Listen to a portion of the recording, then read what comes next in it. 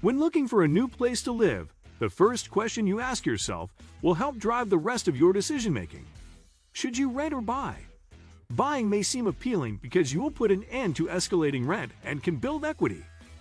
But the reality of routine home maintenance and repairs can quickly drain a bank account. In general, whether renting or buying is better for you largely depends on your specific circumstances.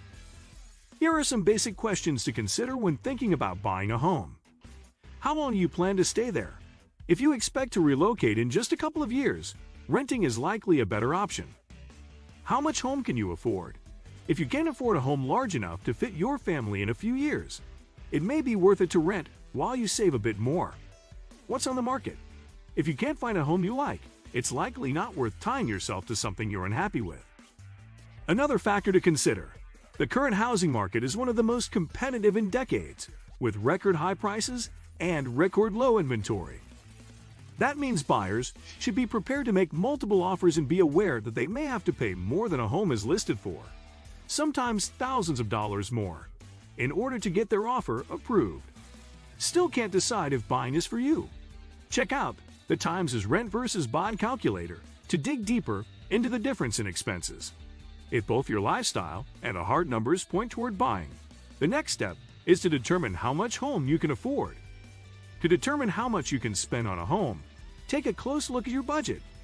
Review your bank statements and spending habits for the last couple of months to figure out how much you are spending on everything from cell phone bills to streaming services to your weekly restaurant takeout.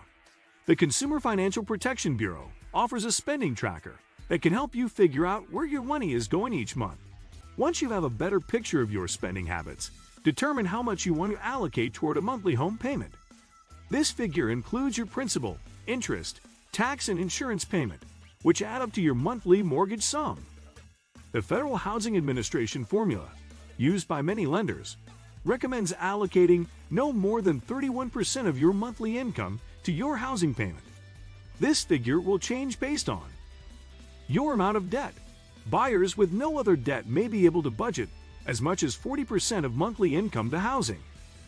But remember that the rest of your budget is going to have to go toward heat, water, electricity, routine home maintenance, and food. Overall, your total debt-to-income ratio, including car payments and credit card bills, should not exceed 43%. So, for example, if you make $50,000 in annual gross income, your monthly gross income is $4,167. That should leave you with $1,292, or 31% to devote to your monthly mortgage, provided your overall debt does not exceed $1,792 a month. Our mortgage calculator can help you determine what your monthly mortgage may be. Don't forget to adjust the slider to match current interest rates, which can be checked here. But remember that besides the mortgage, buying a home includes additional one-time payments that can quickly add up, including closing costs, legal fees, and other expenses associated with buying, such as a house inspection. And don't forget about moving fees or home improvements. A mortgage contingency gives buyers the option of pulling out of the deal if they can't obtain financing within a reasonable amount of time. And if you need to sell your current home to afford the new one, you should make your offer contingent on the sale of your own home. By waiving them, buyers may get a leg up in the market, but are also vulnerable to extra costs after the sale is completed. So proceed with extreme caution. Have you decided to buy?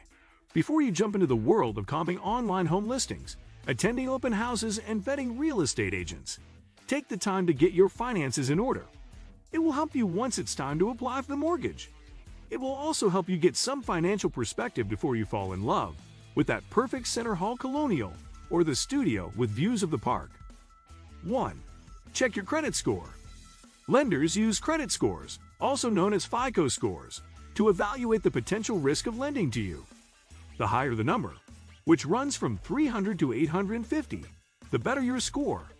The best mortgage rates go to borrowers with credit scores in the mid to high 700s or above, according to the Consumer Financial Protection Bureau.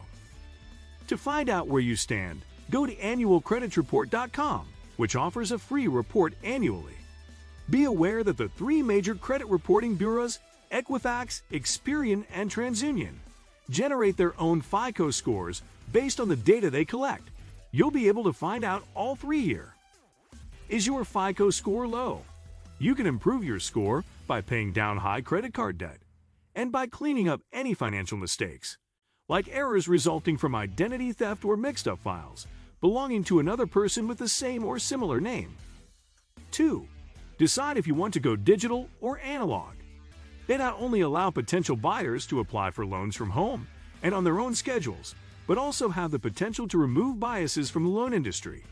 But applicants with spotty employment history, credit issues, or those relying on a Get for their down payments might run into issues online, where their applications could trigger a more thorough inspection.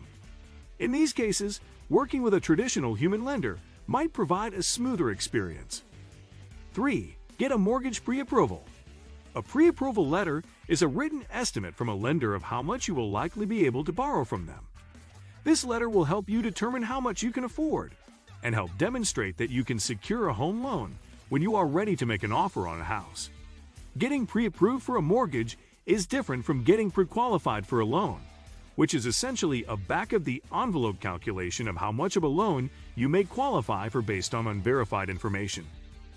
The pre-approval application for a mortgage often requires submitting pay stubs, bank statements, tax returns, and other financial documents. Take the time to get one now, so you're ready to make an offer as soon as you find a home you love. Before you go, please hit the like button and subscribe to my channel.